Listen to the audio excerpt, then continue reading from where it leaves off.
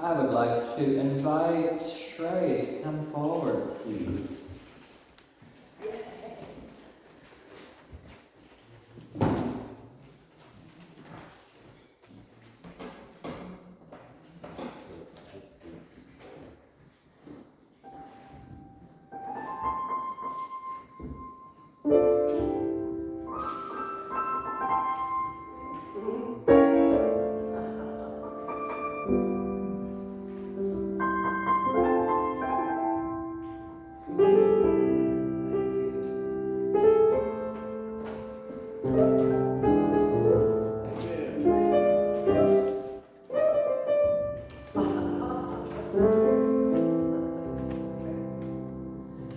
I would like to invite everybody to rise and body your spirit as we open today's celebration of life on this Sunday, April 14th, to join in singing Rise and Body Your Spirit if you are willing and able to join in singing on page 68, If I Had a Hammer.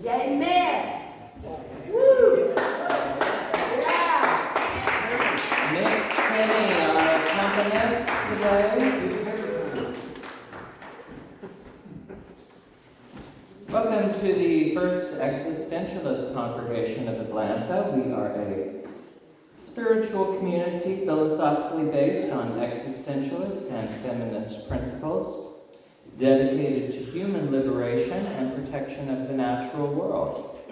Excuse me. We make our spiritual home here in the Old Stone Church, which was hand-built by members of the African American Antioch East Baptist Church more than 100 years ago. We acknowledge that racial hostility drove those African Americans from the area, and we honor them and the powerful history of this place. We also acknowledge that in the 1800s, the Muskogee Creek people were driven from this land, and we support justice for all Indigenous people. My name is Patton White, and I am the facilitator for today's celebration of life. In our opening words, I'm actually going to provide an audio of what you can actually just read on the bulletin, but this quote that Edith Covington, our congregational administrator, included this week: "Life is a series of natural and spontaneous changes. Don't resist them. That only creates sorrow.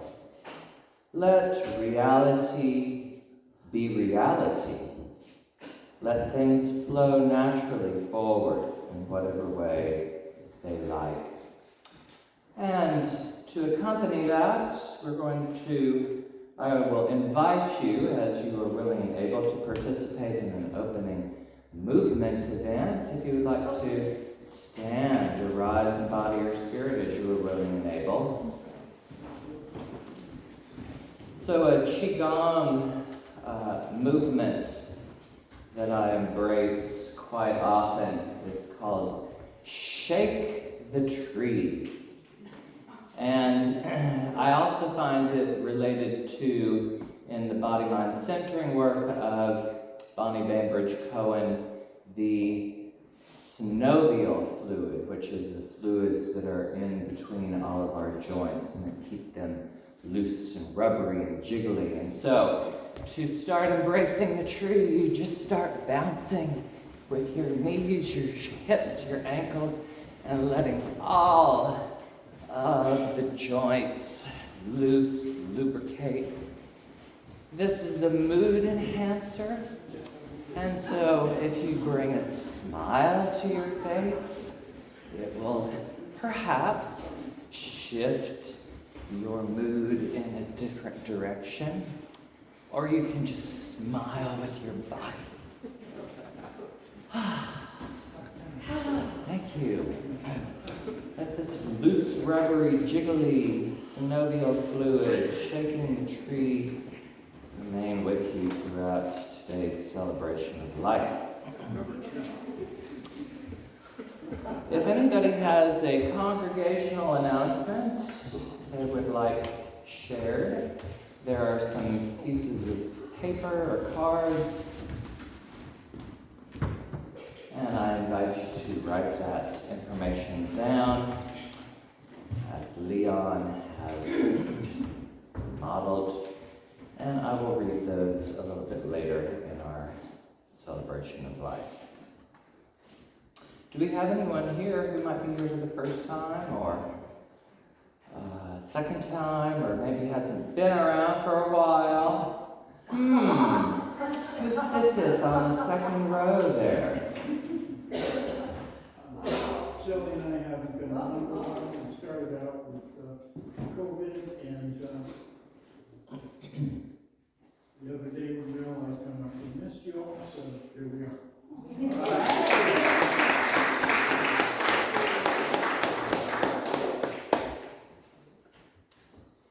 Anyone else? All right. There's a connection card if you'd like to fill it out. Let us know if, yeah. Anyway, anyone have a birthday or anniversary to celebrate today? Our Sarah Drew, outreach coordinator's birthday is today. Let's say happy birthday to Sarah.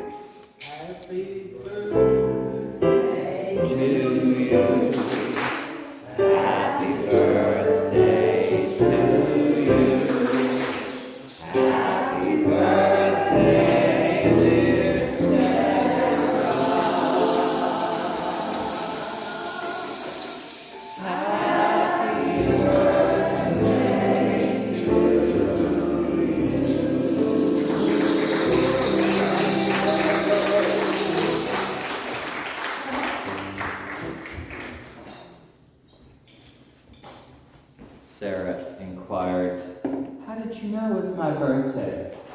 And I did not let her know that Facebook knows all.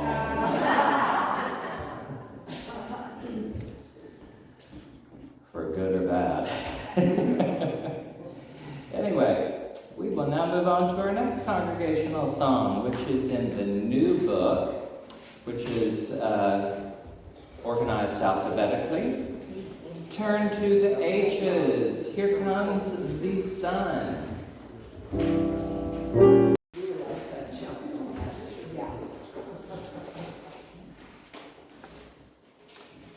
At this time, I'd like to invite our fellowship minister, Reverend Marcia Mitchner, to come forward and share any sort of thoughts or whatever you want to share, Marcia. It's great to see everybody. Wonderful to see you guys. Good to see you. Good to see everybody this morning. I just really wanted to say how much I appreciate all the words of kindness and love and support that I received this past week after the passing of my brother. It was amazing to me how much difference that it made, and it really did. It really did help me. Every time I read what someone had sent to me, it made me feel calmer. It made me feel more at peace.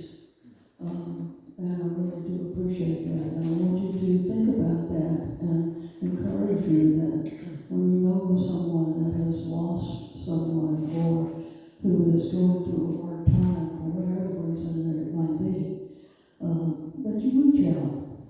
Just a few words. You don't have to say a lot. It's just letting somebody know that you're thinking about and you care about. That makes a lot of difference. And I would really appreciate your thinking about me next weekend because that's when we're having the visitation and the funeral. And that's when it will be the hardest for me to actually get to that sense of closure. So I appreciate your continuing all of those warm and loving and wonderful thoughts. But being surrounded by such a supportive community makes all the difference in the world. And I greatly appreciate it. Thank you. Thank you.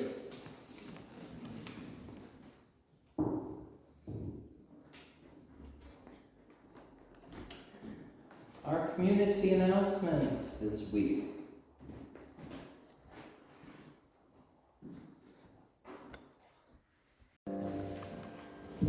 Leon said that she get closer, so we'll try to be in the intimate coffee house room.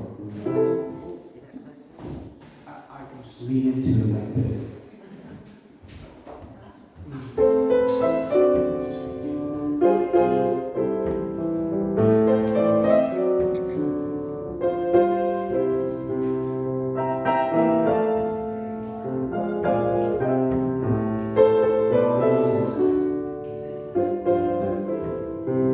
Closer your mind comes to your soul.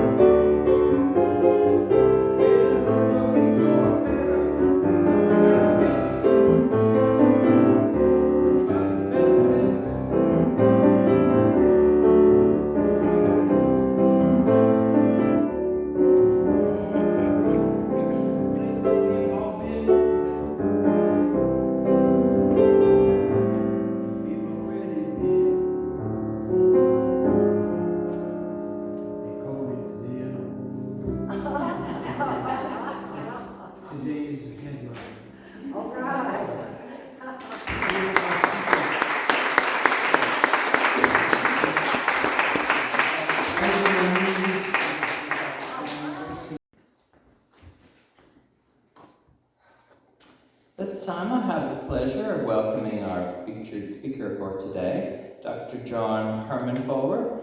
And I will jump right to the title, A Zen Interpretation of Science and Religion. Welcome, Dr. John Herman.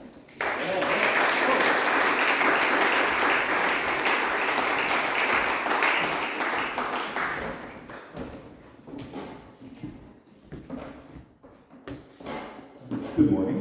Good morning. Let me hear you say yeah. Yeah! Am I audible? Yes! Apparently I am. Okay, good. I'll try to keep leaning into it. Thank you for having me here, as always. I really do enjoy coming here. And I have to acknowledge that somehow every time I'm here, the musician ends up picking up some songs that mean a lot to me personally.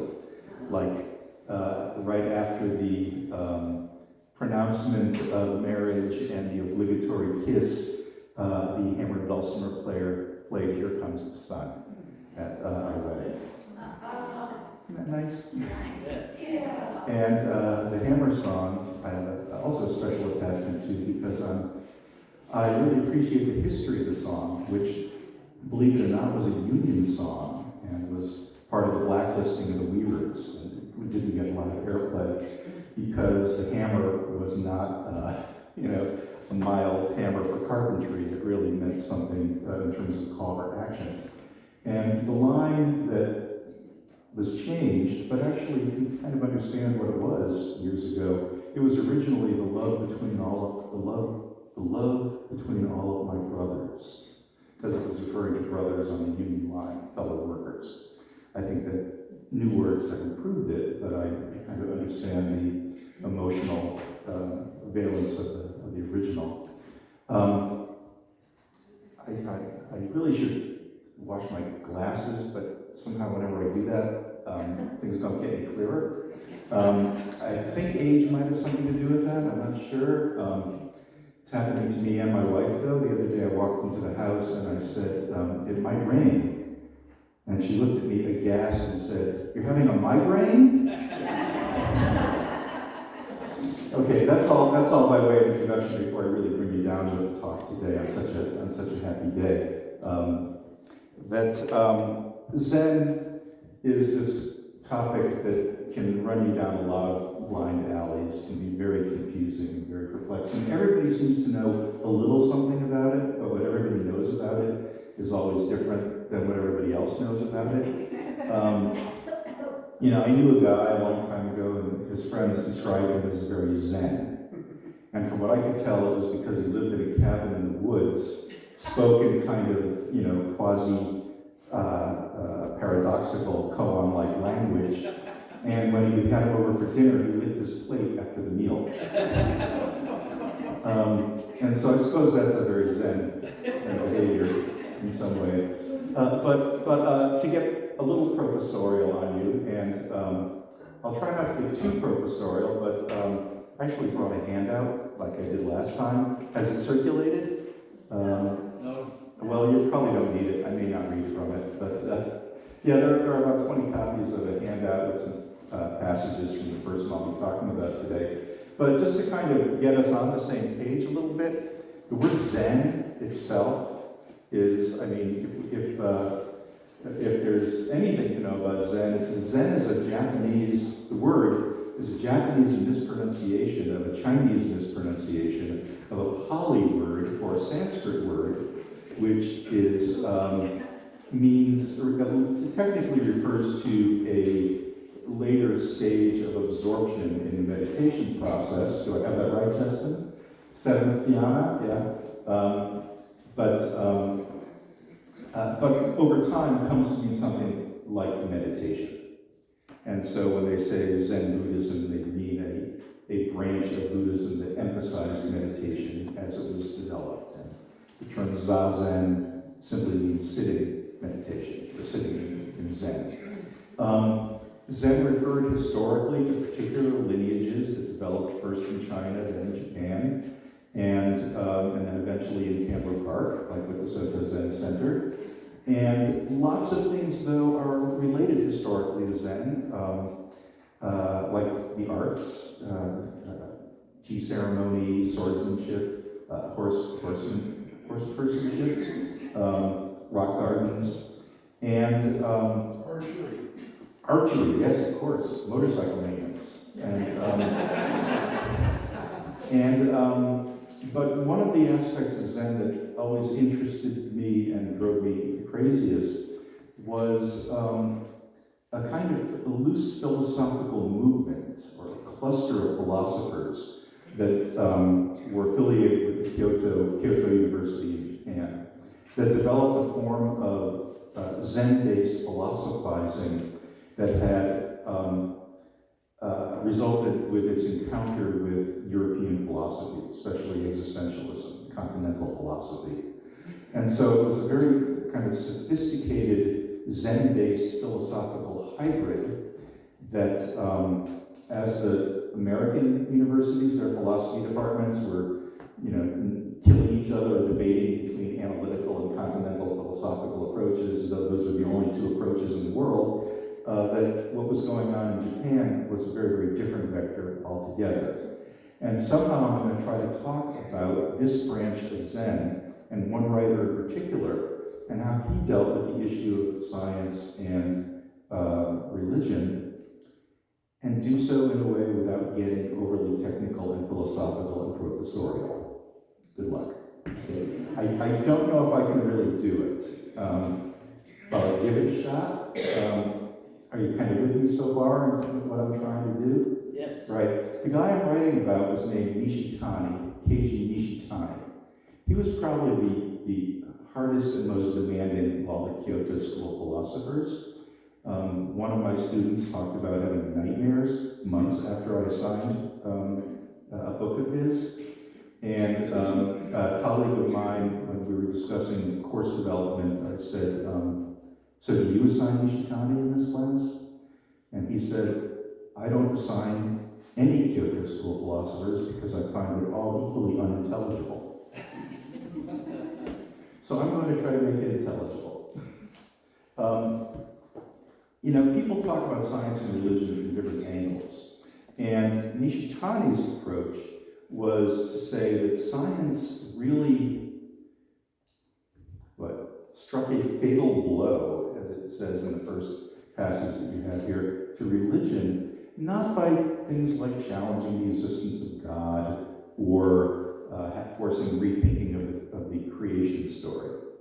That Nishitani's framework is that science uprooted, basically destroyed religion's, here's a fancy word, teleological basis. That when philosophers or religious studies scholars talk about teleology, from the word telos, they're usually talking about ends or purposes. So if theology is talking about God, teleology is talking about, well, why did God create the universe? Toward what end? What's the whole purpose of the mess?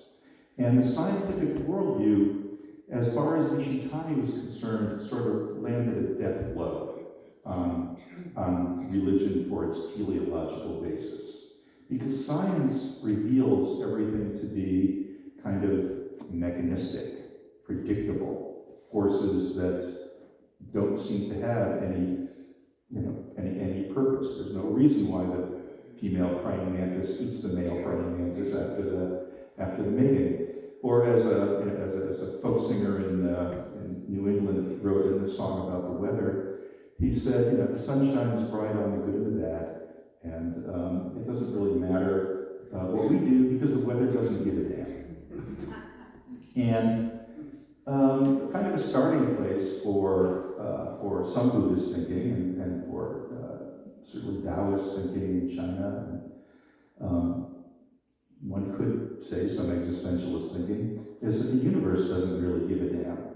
It's not malicious, it just doesn't really care. That the mechanisms of science will proceed independent of any purpose.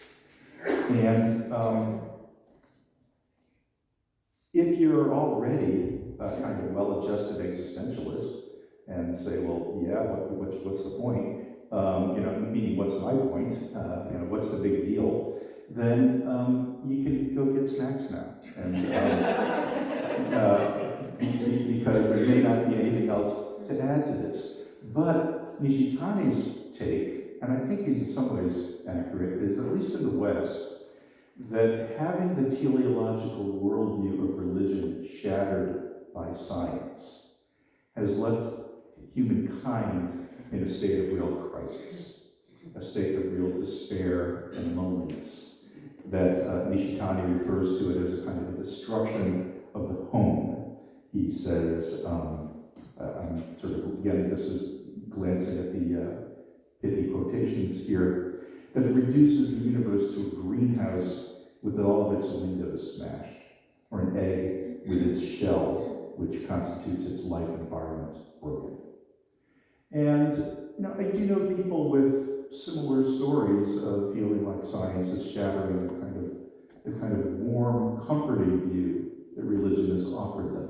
Someone once told me that when she, as a teenager or young adult, realized that she didn't believe in God, that her immediate feeling was one of loneliness. That suddenly the world wasn't as comforting as it was anymore. And so we have this problem that science has destroyed the teleological perspective, and how does religion react? Kind of like, no, it's fine. Our teleological perspective is fine. We can just keep going on. But Nishitani says that doesn't work. That the religious teleological perspective is not defensible. It just doesn't hold up anymore. We can't locate or identify a purpose unless we imagine it or make it up, or decide we're going to feel better because we've created such purposes. But science leaves us in a state of massive despair, or science alone leaves us in a state of massive despair. Now, many in the West, many of my students say, oh, that's fine, religion solves some problem, science probably solves another problem, and I'm not going to worry about any internal contradictions or places where I've got to choose one or the other, and it won't affect my salary anyway. But Nishitani is looking at it and saying, no, not that they each solve some of the problems, but they're each entirely inadequate. Religion is just not intellectually defensible, or teleology is just not intellectually defensible. Science leaves us lonely and in despair. What is the alternative? Well, many of you may jump up and say, existentialism, and that's kind of the answer, sort of, but Nishitani takes another interesting route to get there. Another thing, if you've seen this movie before, is that Nishitani will say, Zen. Zen offers something that this Western conflict between science and religion doesn't offer. It's another way through it. And the way he goes through it, and again, I'm kind of loosely following these notes that I've handed out, but I think if I get bogged down in reading them, I'm going to take even more time and bore some of you even more. So I'll try to do it more narratively, if I can. That the way Nishitani sort of goes about addressing this problem is to take a kind of classic Zen Buddhist, in some ways it's a Hindu Buddhist collective myth, the idea that, with the universe being going in cycles, and eventually everything will kind of burn up in a great fire, and then it'll all start over again. That he looks at that Zen or Buddhist myth about sort of the great death at the end of all existence, and says, and I will actually quote a little bit here. He says, Buddhists, in their interpretation of this myth, have always accepted it on the dimension of religious existence and transformed the idea of the end of the world into an existential problem. From this standpoint, the world is sun, moon, stars, mountains, rivers, trees. It's already ablaze in a cosmic conflagration. we're already engaged in this process of what the Buddhists would call the great death. We are all, I used to tell my students at the end of class, you are now 1 hour closer to dying than you were when you walked in. Have a nice day. So this process of the world in its death throes, this is our everyday reality. This is sort of a fact of existence. There's no fighting it. And he says, what I've done with this myth is I have essentially demythologized it. I've made it not a story about the end times, but into a story about kind of an existential problem that we have to face now. And he turns around and says, you can really interpret this as a scientific reality as well. And I'm going to quote Nishitani, this cosmic state of bottomless death mentioned above can be said to be already a scientific actuality hidden within the present condition of the cosmos. That, and this is where we start getting a little first E-ish, I think, that the usual state of the universe is explained by science in terms of lifeless materiality, means for a thinker who faces science existentially, that is, who accepts it as a problem concerning its own existence as such, that the universe is a field of existential death for himself and for all mankind. Cheerful, huh? But, he says, but in this religiosity of Zen, and this is quote 9 if anybody wants to read along with it, this demythologization of the mythical and the existentialization of the scientific are really one and the same process. That talking about death or dying or unraveling or just the natural processes of things in the universe that go their cycles and come to an end, thinking of that as a reality to face in the here and now, this is both removing the mythic and existentializing the scientific. It's taking the reality and making it something that we are simply to face in the here and now. Now, from what I can tell, when he talks about existentializing the scientific, in a sense, what he's really saying is learning to live with it. The Zen Buddhists talk a lot about, and some branches of Mahayana Buddhism talk a lot about how, well, there's really no difference between nirvana, enlightenment, and the world we're already in. Okay? That the difference is, if you're in the world that you're in, and you think it sucks, well, that's suffering. But if you're in the world that you already are in, and you learn to accept it and face it existentially, well, that's all we really mean by nirvana. Does that make any sense? Okay? But again, that this idea that the take on science and religion is that to spiritualize, to generalize, to turn into an existential problem, a religious myth, and using that with the same sort of strategy as existentializing scientific reality, leaves you with this sense or this awareness that we really have to do, and I shouldn't say have to do because that sounds like I'm preaching, but that one's only real alternative for being well adjusted, for adapting, is facing and living in the existential here and now, making it a part of reality that is part of your life that one really simply has to live with. And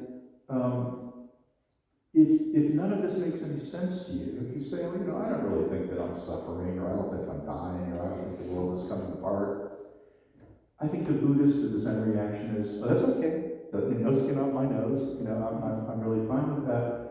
But they suspect that on some level there's a sense of dissatisfaction, a sense of anxiety, a sense of discomfort about the reality of our own imminent annihilation. I hate to talk about that on such a beautiful day, but that's very much what Nishitani is saying, that we can ignore it, we can try to ignore it, it'll catch up with us. We can try to outrun it, but it will catch up with us. Or we can face it head on and learn to live with it, and then it becomes a reality that is worth living and is an enjoyable, engageable reality. And so, the full circle of this Nishitanian adventure with science and religion is to come back to a very existential state of taking kind of the reality as it is. And in the last quotation, he says, "This dimension is none other than the place where all natural phenomena emerge, presenting themselves as they actually are. It can be said to be the place where concrete facts of nature emerge, presenting themselves as they actually are, and of more truth, puts truth in quotes, than when they are ordinarily experienced as true facts. And the place where scientific truths emerge, presenting themselves as they actually are, and of more fact than when they are ordinarily thought of as truths concerning facts." It's just the world as it is here and now, which is why maybe Dr. Eddie, that was his name, was being kind of zen when he lit this plate after the meal, because being present to the moment, and Zen people will tell you things like, what is Zen? Zen is when you're hungry, you eat. When you're thirsty, you drink. When you're tired, you sleep. And it always then brings me back to my favorite old Zen joke, which I've probably told in here, but for me it never gets old, which is, what did the Zen Buddhist say to the hot dog vendor? "Make me one with everything."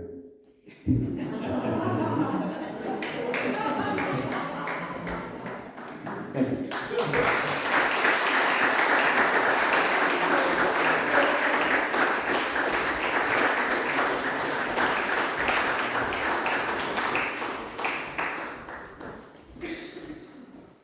Thank you, John.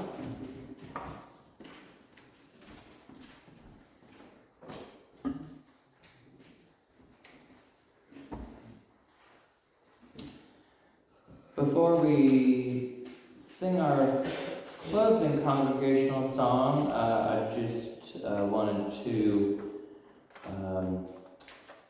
invite you to next Sunday's Celebration of Life. We will have Paul Feather and Tara Curry sharing on sacred violets. And we will have the First E Band back in the house.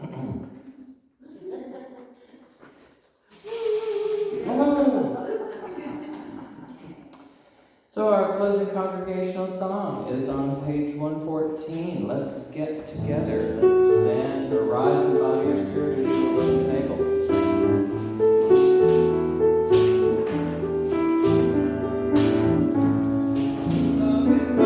Song we sing, and let's pray we die. You can make the mountains dream, or make the angels cry.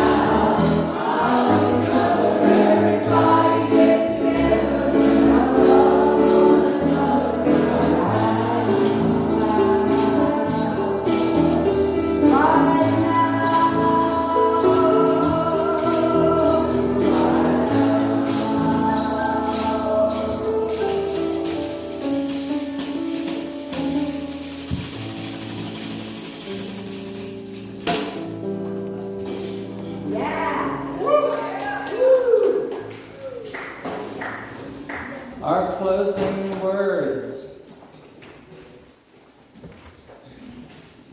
are the opening words, because they have new context after John's talk. Life is a series of natural and spontaneous changes. Don't resist them. That only creates sorrow. Let reality be reality. Let things flow naturally forward in whatever way they like. I invite you to take your hands, place them about a foot apart, and just gently pulse, feeling that ball of energy that they contain, and then let it rise up and wash over you as you go into this lovely day. Thank you for being with us this morning, and we will hope to see you next Sunday.